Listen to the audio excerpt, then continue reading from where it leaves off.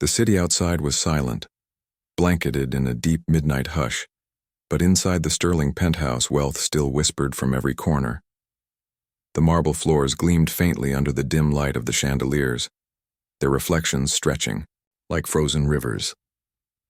The air carried the faint scent of expensive cigars and polished wood, the usual aftertaste of Richard Sterling's evenings of power and indulgence. It was 3 o'clock in the morning when Richard descended the grand staircase, the silk of his midnight blue pajamas rustling faintly with each heavy step. He was a man who had built an empire from brick, glass, and intimidation, and even in his own home, he carried himself like someone walking onto a battlefield. But halfway down the stairs, Richard stopped. His sharp eyes caught a glow, faint, unnatural, out of place in his ordered kingdom. It wasn't the polished gleam of crystal lights or the muted shine of the city skyline through glass walls. No, it was smaller, more intimate, a flickering beam of a cheap flashlight. And there, on the polished marble, sat his cleaning lady, Kesha Williams. She was cross-legged on the floor, her modest uniform creased from hours of work. Around her, cleaning rags and supplies had been neatly stacked to the side, every corner, spotless, every surface gleaming, evidence she had done her job. But what caught Richard's eye wasn't the order she left behind. It was the chaos of books spread out before her, thick, intimidating volumes of calculus and economics, their spines cracked from use, their margins filled with notes in a steady hand. The beam of her flashlight swam across the page as her lips moved faintly, as if she was whispering equations to herself. Richard's jaw tightened. The sight unsettled him in a way he couldn't explain.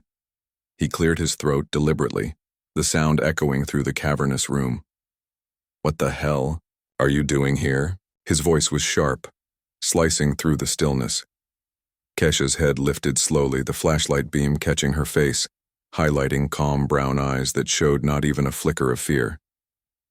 She did not scramble to her feet, nor did she stammer, excuses like so many had before when caught in Richard Sterling's shadow. Instead, she closed her book gently, resting her hand on its worn cover, and answered with a voice so composed it made something twist in his chest. "Mr. Sterling," she said, each word clear, steady. "I finished all the work. The house is spotless, just as you expect. I was only taking a moment to study before I went home." The calmness of her tone irritated him. How dare she sound so self-assured, as if she belonged there, sitting on marble worth more than her yearly salary. He descended the last few steps, his silk-clad frame towering above her, looking every bit the master of this glittering palace. He sneered, the corners of his mouth curling with contempt. "Study?" He laughed, though the sound was more like a bark. "Do you have any idea where you are? This isn't a public library. This is my home. I don't pay you to sit here and play student. You clean, that's it." Kesha did not flinch. She slid her battered $5 calculator into her bag with deliberate grace, her movements unhurried, her face unreadable. Richard watched her with a growing unease. It wasn't defiance. Defiance he could crush. It was something far more dangerous. "Composure." "With all due respect, sir," she said softly, her eyes lifting to meet his. "The house is already clean." That single line landed heavier than he expected. Her tone wasn't mocking, but it carried a quiet weight, a dignity that made his laugh falter. For 6 months, she had been invisible to him, just another set of hands polishing his empire. And now here she was, daring to look at him as though she wasn't beneath him, as though she knew something he didn't. Richard's pulse quickened with irritation. He stepped closer, looming over her, trying to smother that strange spark in her, gaze with the sheer force of his presence. "Listen carefully," he said, his voice low, cold, the voice that had made grown men tremble across boardrooms. "People like you have a place in society. Don't pretend to be something you're not. It's pathetic." For a moment, silence stretched between them. Then Kesha tilted her head slightly, and in her eyes he saw it, a glint. Not anger, not fear. Something sharper, more unnerving, certainty. She repeated his words slowly, almost savoring them. People like me. The way she said it made the marble walls feel colder, the chandelier lights dimmer. Richard, a man who had stared down rivals, judges, and politicians without flinching, found himself taking a half-step back. Kesha smiled faintly, not the smile of someone amused, but the smile of someone who held a secret too heavy to reveal too soon. She gathered her books with the same calm grace, stood and met his glare without blinking. And in that charged silence, Richard Sterling, man of wealth, power, and ruthless control, felt the first ripple of unease. Because for the first time, in years he wasn't sure who actually held the upper hand. The silence in the penthouse was heavy, almost alive as Kesha stood with her books pressed against her chest. Richard Sterling, still looming in his silk pajamas, expected her to crumble, to apologize, to beg for her job. That was how people usually reacted when he unleashed his contempt. But Kesha didn't. She stood steady, her chin lifted just slightly, her eyes calm in a way that made his blood run hotter. He could almost hear his own heartbeat echoing in the marble chamber, and that infuriated him more than anything. "Don't you dare look at me like that," he snapped, his voice cracking through the air. "Do you think you're better than the place life has given you? You think these books will make you one of us?" He gestured at the glittering penthouse around them, the polished glass and steel that crowned his empire. "You don't belong in this world, and no amount of scribbling equations in the dark is going to change that." Kesha tilted her head, slightly, like someone observing an experiment unraveling. She didn't speak right away. She let his words hang in the air, sharp and poisonous, before she finally responded. "Sir," she said slowly, each syllable careful, measured, "I don't think studying makes me better. I just think it makes me prepared." Richard's laugh was sharp and cruel. "Prepared for what? To scrub toilets in record time? To vacuum in straight lines?" He stepped closer, the polished marble echoing under his bare feet, his shadow stretching over her like a dark canopy. "You have no idea how ridiculous you look right now. Sitting on my floor with a flashlight and a cheap calculator, pretending you have a future beyond mopping floors. People like you." His voice hardened, dripping with disdain. "People like you will never climb out of the gutter you came from." For a brief second, something flickered across Kesha's face. Not pain, not humiliation, something far stronger. She adjusted the books in her arms, squared her shoulders, and met his glare without flinching. "Interesting perspective," she murmured, her voice calm but carrying an edge that made his chest tighten. Richard frowned. He wasn't used to this. Most people, employees, rivals, even so-called friends, scrambled to appease him. They feared him, and he liked it that way. But this woman, this cleaner, wasn't bending. And that calm, that maddening calm, unsettled him more than if she had screamed back. His anger boiled over. "You're fired." The words were sharp, final, like a gavel slamming down. "Pack up your things and get out. And don't even think about asking for references. You'll be lucky if you find another cleaning job in this city." The declaration echoed off the marble walls, bouncing back at him with finality. He expected her to break then, to panic, to plead. But Kesha didn't. She simply shifted the strap of her bag over her shoulder, her eyes steady, her face unreadable. "Very well," she said softly. Something in that answer, so calm, so certain, made the hairs on his neck prickle. He should have felt victorious, triumphant for putting her in her place. Instead, he felt unsettled. Kesha turned to leave, her footsteps unhurried against the polished floor. But at the doorway, she paused. Slowly, she looked back at him, her expression unreadable, her lips curling into the faintest hint of a smile. "Mr. Sterling," she said, her voice steady and deliberate. "Have you ever heard the saying about not underestimating those who are always watching?"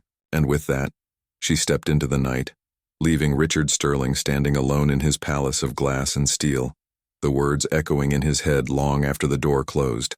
He tried to laugh it off, to brush away the unease tightening in his chest. But no matter how hard he tried, he couldn't shake the feeling that he had just made a mistake far larger than firing a cleaner. The next morning, Richard Sterling woke with an odd heaviness pressing against his chest. Sunlight spilled across the penthouse's panoramic windows, bouncing off silver fixtures and polished marble, yet none of it brought him the usual satisfaction. He sat at the breakfast table, a steaming cup of imported coffee in his hand, staring at the city skyline he had conquered. But the view looked different today, duller, disturbed. What gnawed at him wasn't the firing itself. He had dismissed employees without a second thought countless times before. It was her look, that damn look. Calm, steady, as though she had been the one in control, not him. And that final sentence, "Don't underestimate those who are always watching," kept replaying in his mind like a stubborn echo. It was ridiculous, he told himself. She was just a cleaner with a flashlight and delusions of grandeur. Yet, even as he sipped his coffee, her composed smile haunted him. He set the cup down harder than necessary, the porcelain clinking against the glass. Tabletop. His irritation only deepened when Janet, his personal assistant, entered the room carrying a folder. She was usually poised, efficient, unshakable, but this morning there was something different in her expression, something cautious. "Mr. Sterling," she began carefully. "The cleaning company called. They wanted to confirm why Kesha Williams was let go." Richard raised an eyebrow. "Why does it matter?" Janet shifted her weight.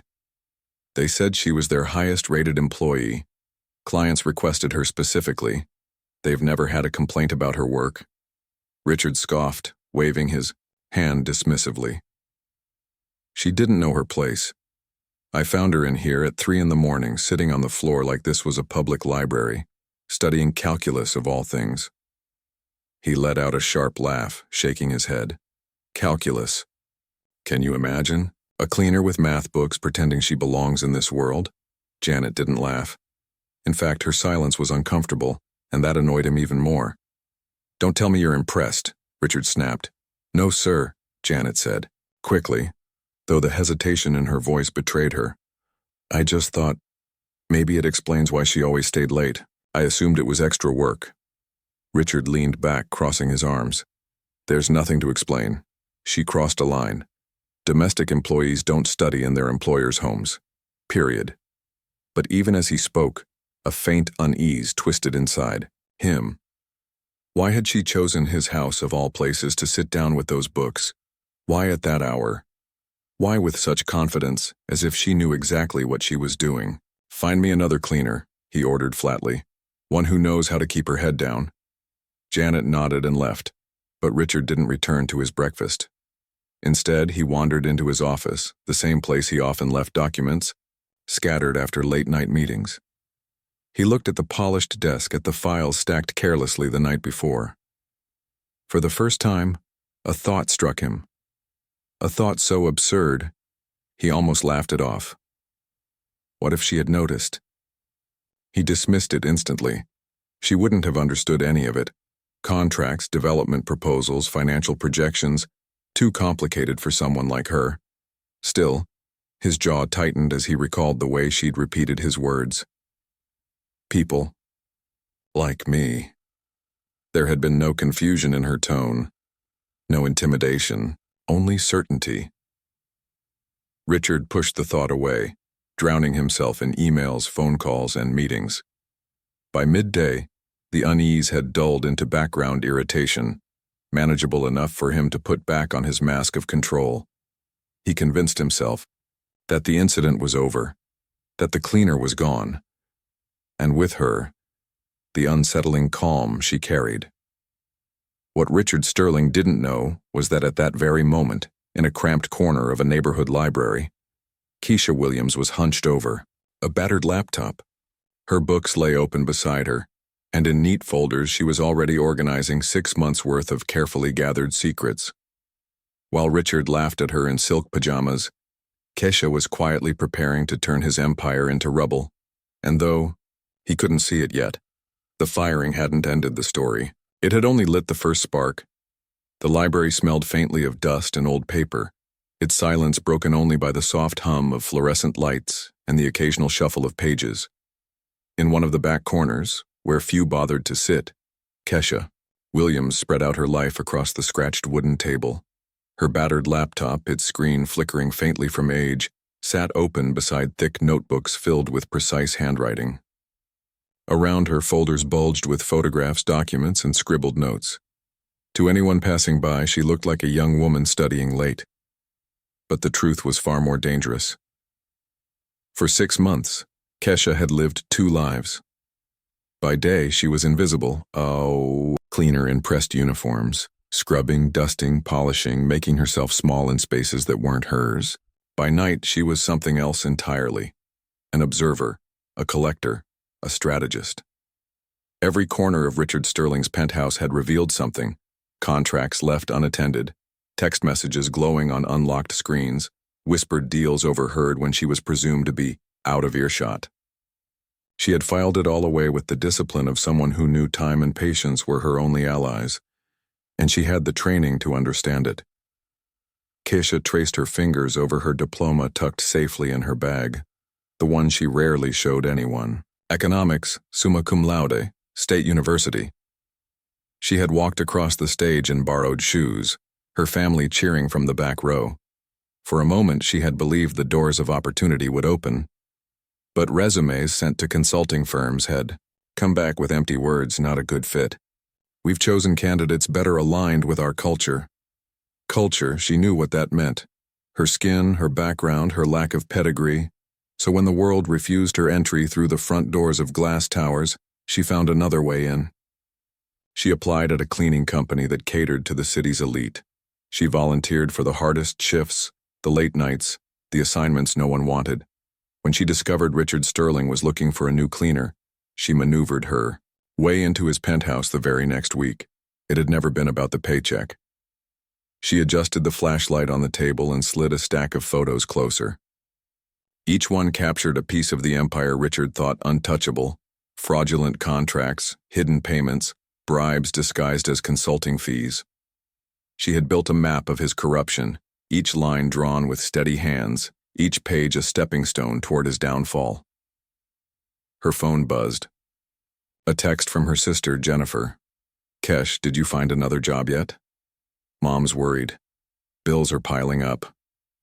For a moment, Kesha closed her eyes. She pictured her mother, Barbara, coming home from another double shift at the hospital, her face etched with exhaustion but never complaint. She pictured Jennifer and Tracy working part-time jobs, their young shoulders carrying weight they shouldn't have to bear. Her chest tightened. They deserved more than survival. They deserved security, dignity, justice. She typed back quickly, "Don't worry. Soon, things will change. I promise." The truth was, Kesha had planned her firing. Sitting on the floor with her calculus books hadn't been recklessness, it had been bait. She knew Richard's routines, his temper, his arrogance. She had counted on his disdain, on him reacting exactly as he did. Her dismissal gave her the freedom to act openly, to organize the evidence without suspicion.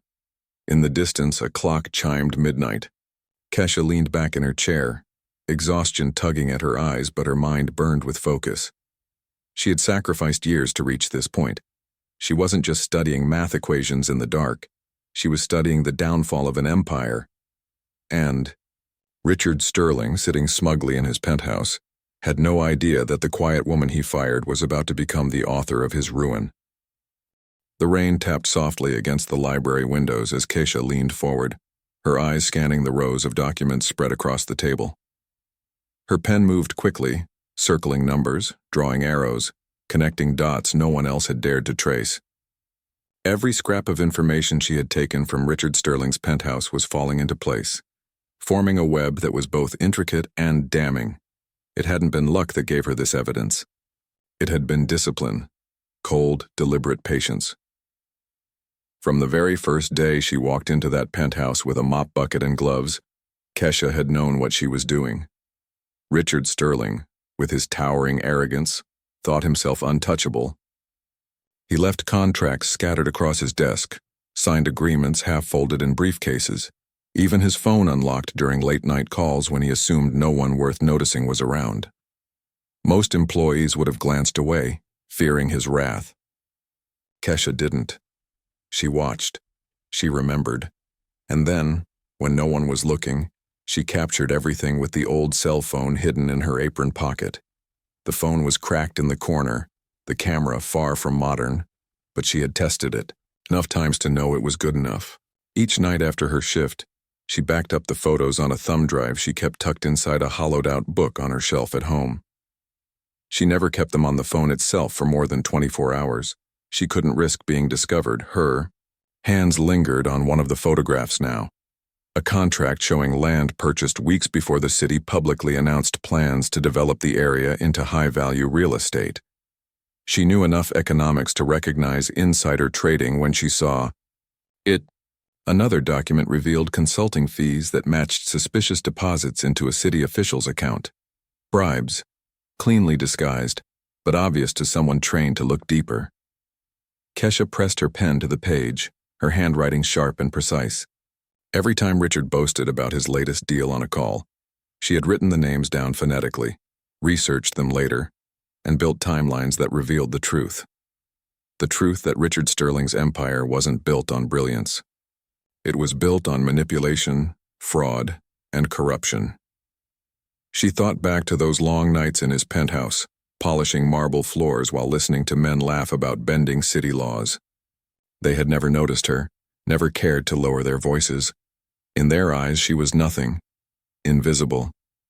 And that invisibility had been her greatest weapon. She remembered one particular evening clearly. Richard had returned from the golf club, drunk with triumph, tossing a folder onto his desk before stumbling upstairs. The folder had contained contracts with falsified numbers, deals so obviously manipulated that even a first-year economics student would have seen through them.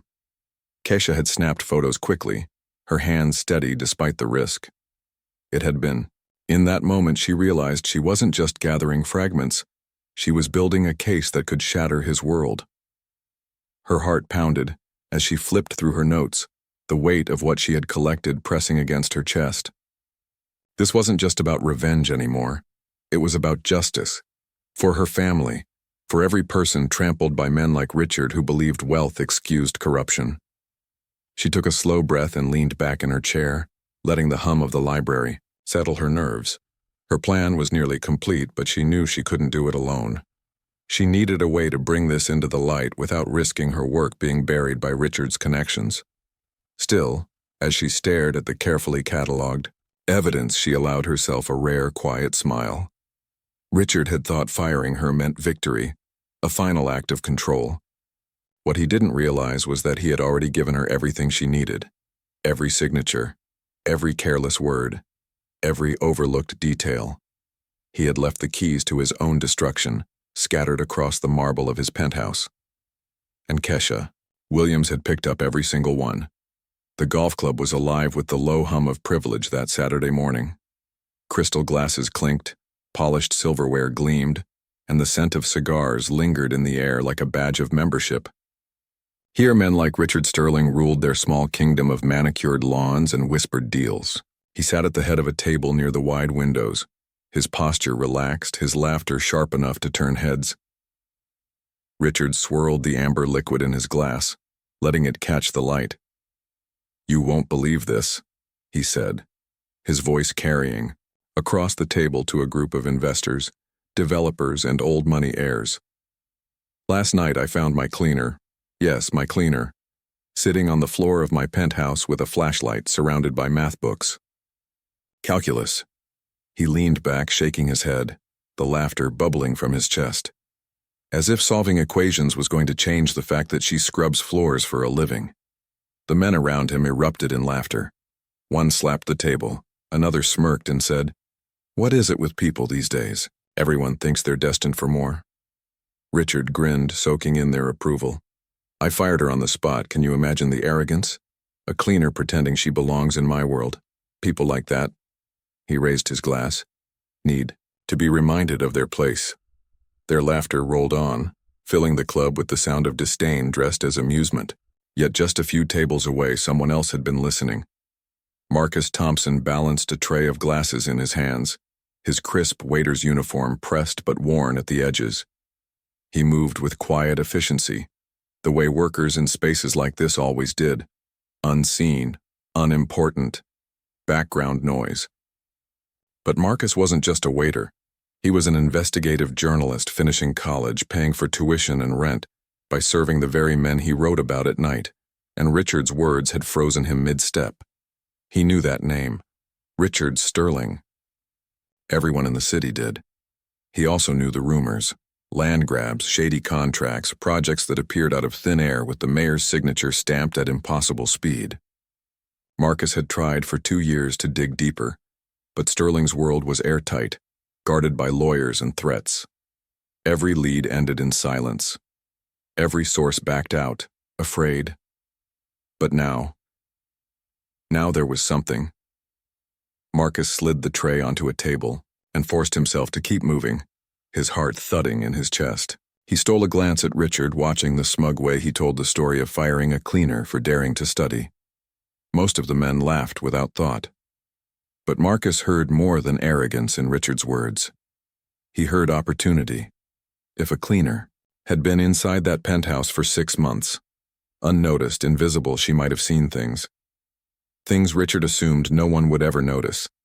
And if she was studying calculus in his house, she wasn't ordinary. She was educated, sharp, exactly the kind of person who might understand what she'd seen. By the time his shift ended, Marcus's decision was made. He couldn't ignore this. That evening, while Richard Sterling toasted his own cruelty, Marcus stood in the doorway of the public library, scanning the rows of tables. His pulse quickened when he saw her, a young black woman with tired eyes surrounded by folders and notes, her head bent over a laptop that looked like it had seen better days.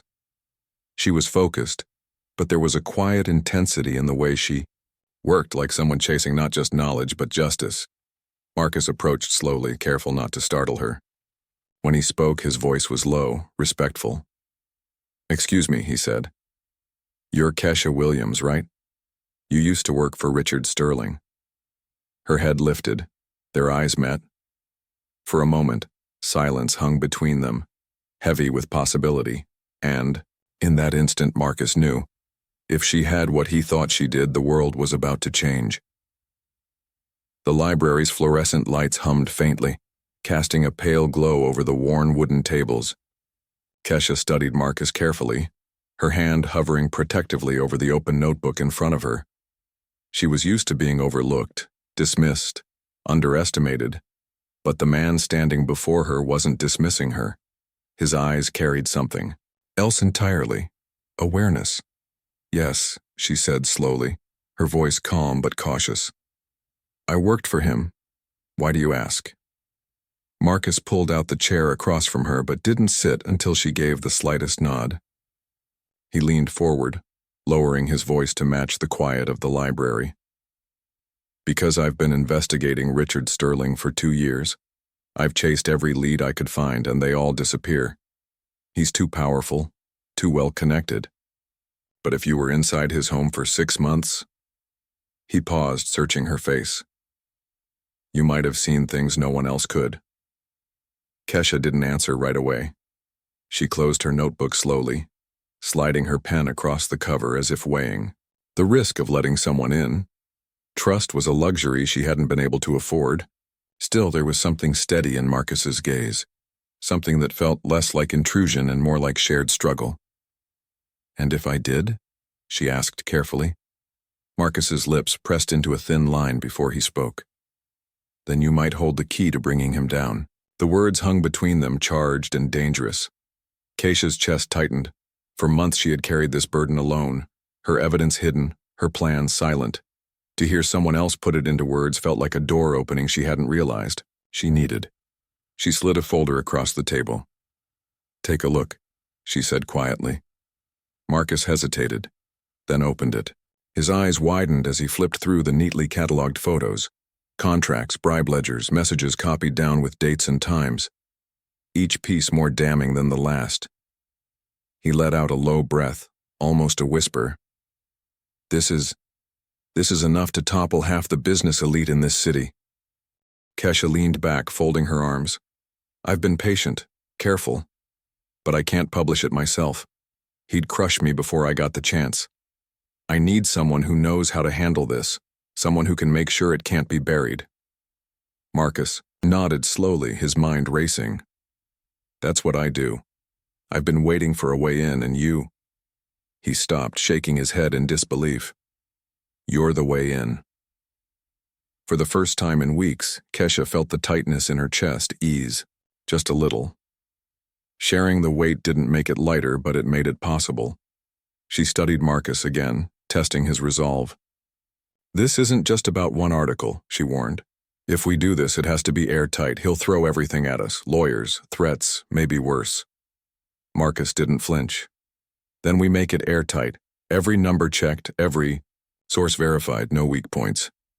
A long silence stretched as the two of them sat surrounded by stacks of evidence. Outside, the rain had stopped, leaving the city glistening in streetlight reflections. In that quiet corner of the library, an unspoken pact was made. Two people from the edges of Richard Sterling's world, one a cleaner, the other a part-time waiter, had joined forces. Kesha opened her laptop again, her fingers steady as she clicked open another folder. Marcus leaned closer, their heads nearly touching as they began connecting dots together. Page after page, photo after photo, the puzzle became clearer, and as the night wore on, Richard Sterling, in his glittering penthouse, had no idea that his empire's collapse had already begun.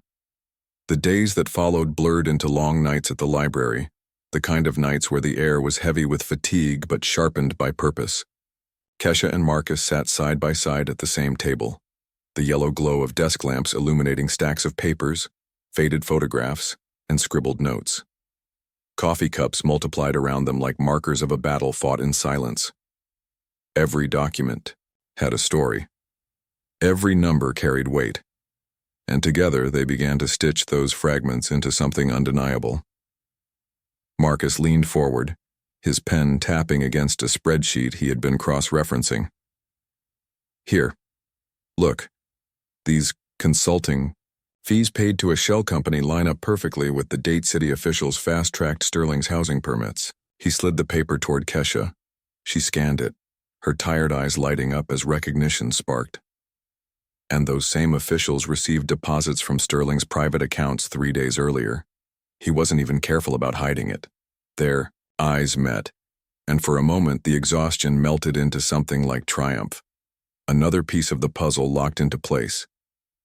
But the work was grueling. Every claim had to be airtight. Marcus insisted. "If even one detail is wrong, he'll bury us under lawsuits. We need it so clean they can't touch it." Kesha understood. She was used to precision. It was the same discipline that had carried her through nights of studying calculus while holding down 3 jobs. But this wasn't just about equations. This was about justice. Each late night she thought of her mother coming home from double shifts at the hospital, her hands trembling with fatigue. She thought of her sisters, Jennifer and Tracy, their youthful dreams smothered by bills they shouldn't have to worry about. One evening, as Marcus sifted through bank records, he glanced at her and asked quietly, "Why are you doing this, Kesha? Really doing this?"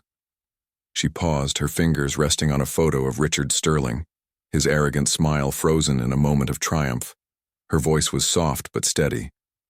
"Because men like him build empires by stepping on people like me, like my family. And because he told me people like me had a place." Her jaw tightened. Maybe he was right.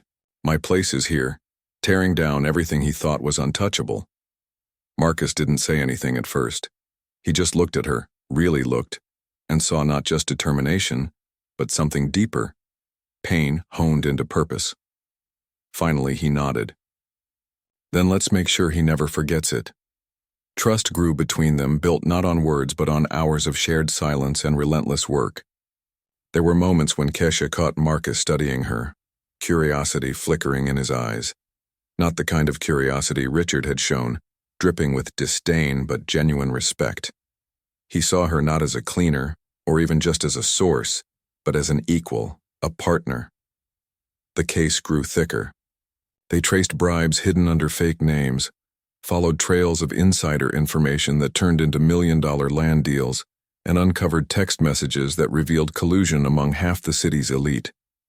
Slowly, their web spread wider and wider, until it wasn't just Richard Sterling's empire at stake.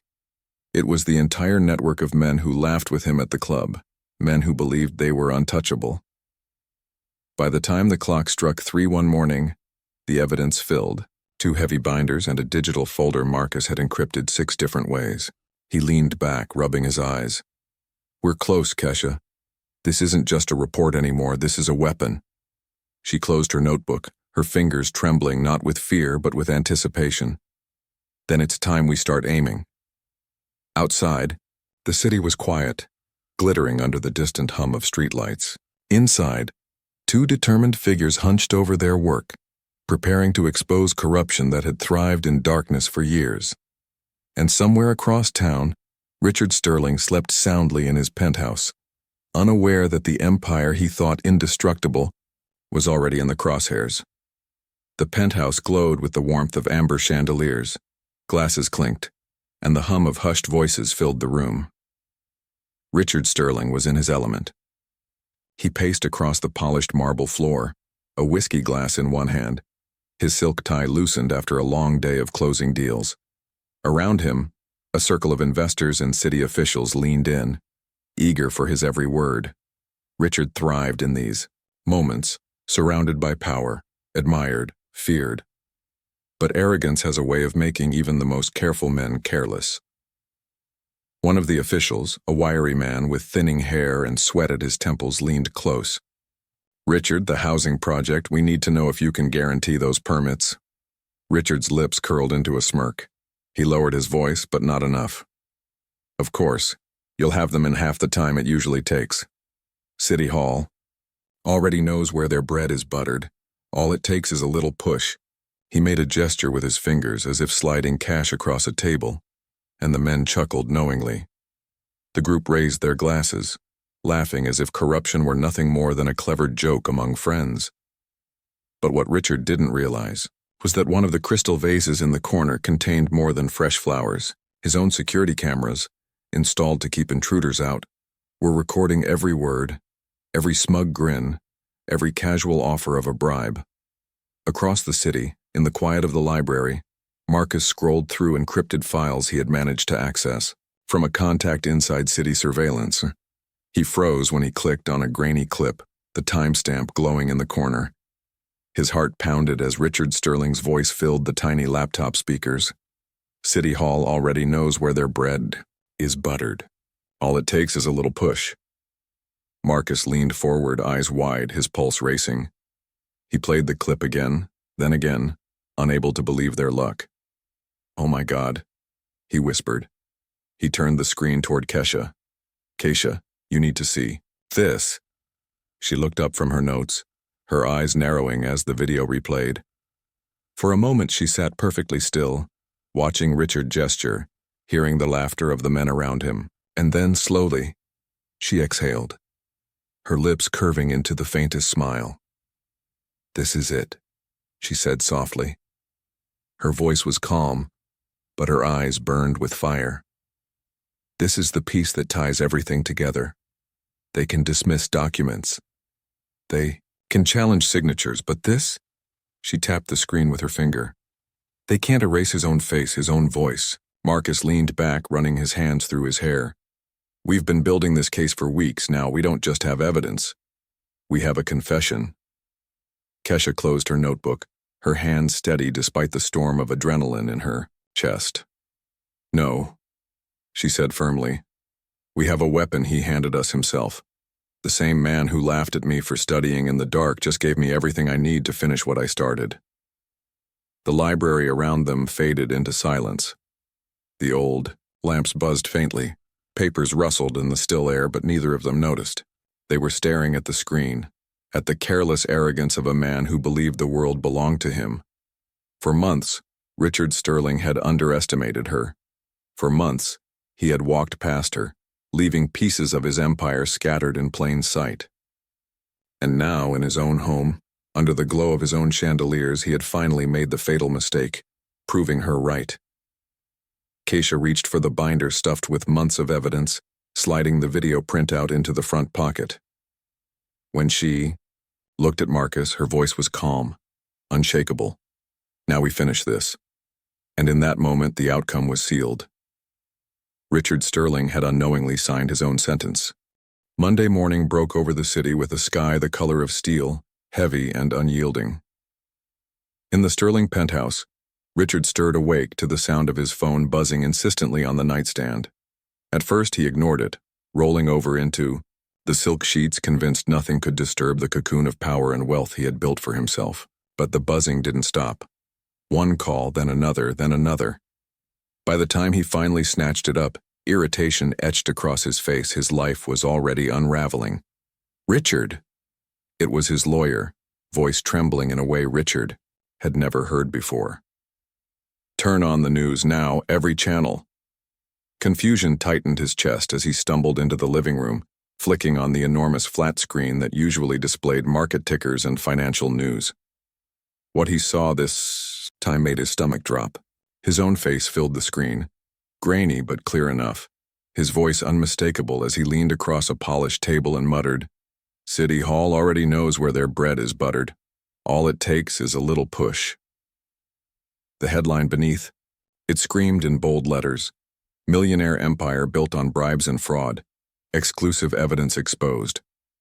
"No," Richard whispered, clutching the remote like it might save him. His phone buzzed again. He answered without looking.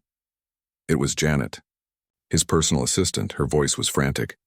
"The investors are panicking, Richard. The bank froze your accounts. The mayor's office is denying everything publicly. They're saying you manipulated them. You need to—" "Shut up," he barked, slamming the remote on the glass table. His reflection stared back at him, pale and sweating. He dropped onto the couch, flipping through channels, but the nightmare followed him everywhere. Reporters dissected the evidence piece by piece, laying out contracts, messages, financial trails.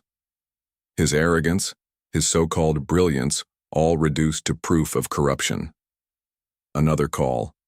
This time, the president of the bank. "Sterling, the auditors are here. They've subpoenaed your accounts. We're cutting ties immediately." Richard's hand trembled as he lowered the phone. His empire, built on years of intimidation and backroom deals, was disintegrating in real time, on live television. By 9 o'clock, he was pacing his office, the city skyline glaring at him through the glass. Calls poured in, each one another. Dagger. Partners distancing themselves. Clients demanding refunds. Politicians erasing his name from their lips. The empire he once boasted was indestructible was collapsing faster than he could breathe. And then came the knock, sharp, steady, echoing through the cavernous penthouse. Richard froze, his breath caught. He wasn't expecting anyone. Slowly, he crossed the marble floor and pressed the intercom. A familiar female voice answered, calm and unshaken. "Mr. Sterling. It's Kesha Williams. I'm here to return something you left behind." The air left his lungs in one hard rush. Her, the cleaner. The woman he had mocked and discarded. The same woman whose calm stare had haunted him for weeks. His chest tightened as his mind raced. How could she possibly be connected to this? But deep down, even before he pressed the button to let her in, Richard already knew. 5 minutes later, Kesha stood in his office. No uniform, no cleaning supplies. Just a simple blazer, neat slacks, and a leather briefcase that looked too heavy to be anything ordinary. She placed a folded newspaper on his desk. His own face stared up at him from the front page. The headline, cutting sharper than any blade. "I thought you might want a copy," she said softly. "Consider it a souvenir." Richard stared at her, his body rigid, his face drained of color. For the first time in his life, he didn't know what to say. And in that silence, as the empire crumbled outside those glass walls, the balance of power in the room shifted forever. The newspaper on the desk seemed to glow under the morning light, its headline burning itself into Richard's eyes. "Millionaire empire, built on fraud. Evidence reveals corruption."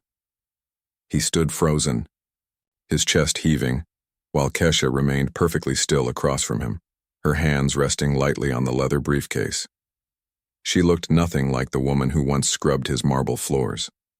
There was no uniform, no bent shoulders, no lowered eyes. Only a steady presence, sharp and unyielding, that unsettled him more than the headlines. "You," Richard rasped, his voice cracked with disbelief. "It was you." Kesha tilted her head, her calm expression never wavering. "For 6 months, Mr. Sterling, I cleaned your penthouse. Every night I picked up your discarded papers, your contracts, your notes. Every careless detail you thought no one beneath you could understand."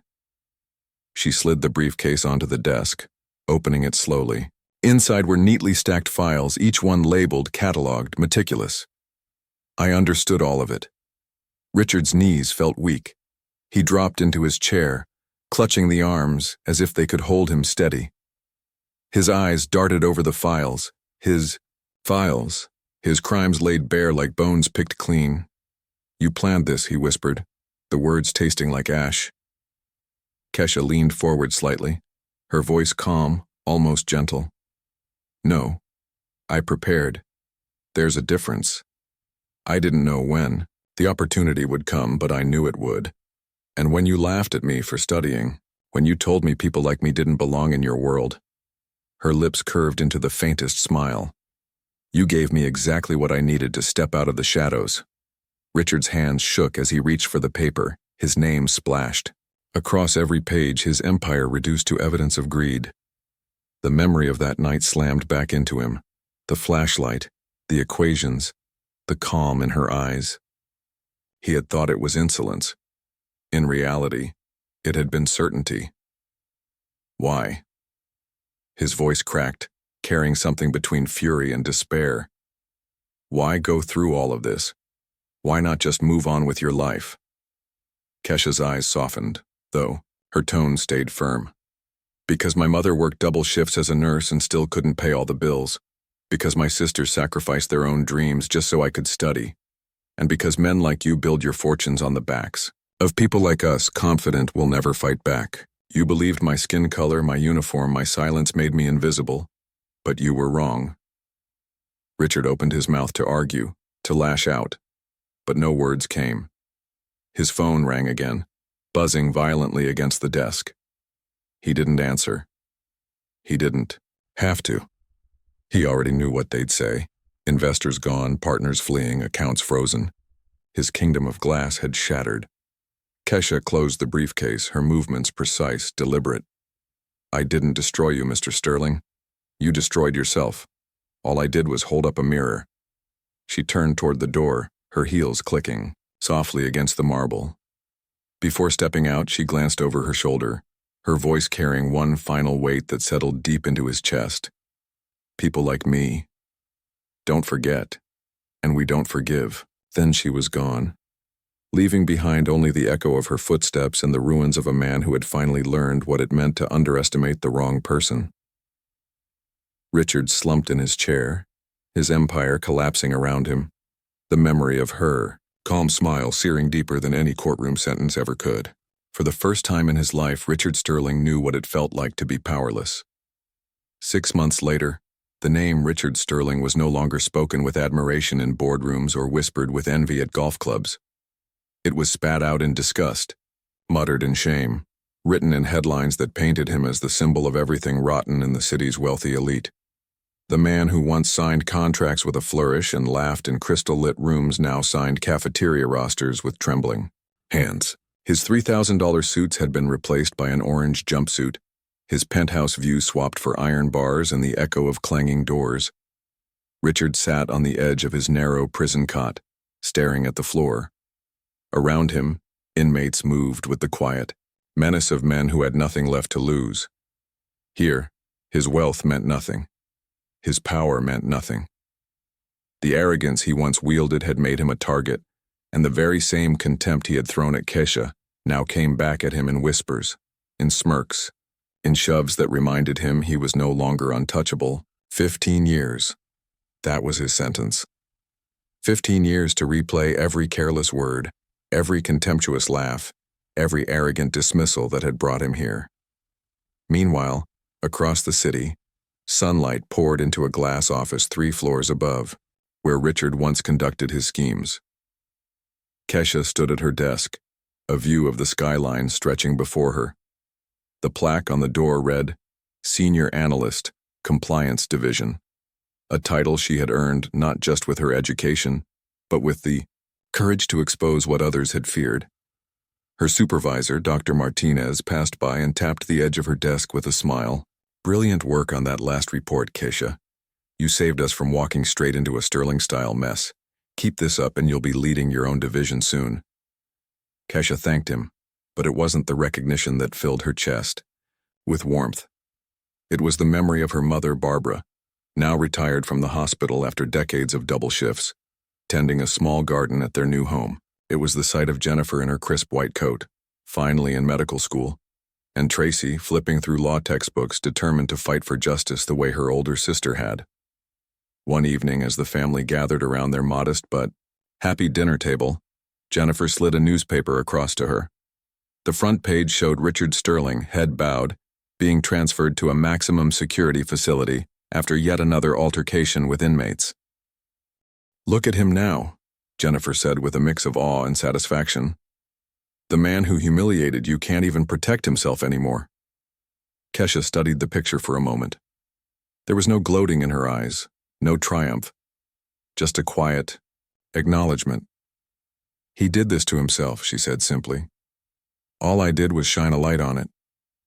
Her story didn't end with Richard's downfall.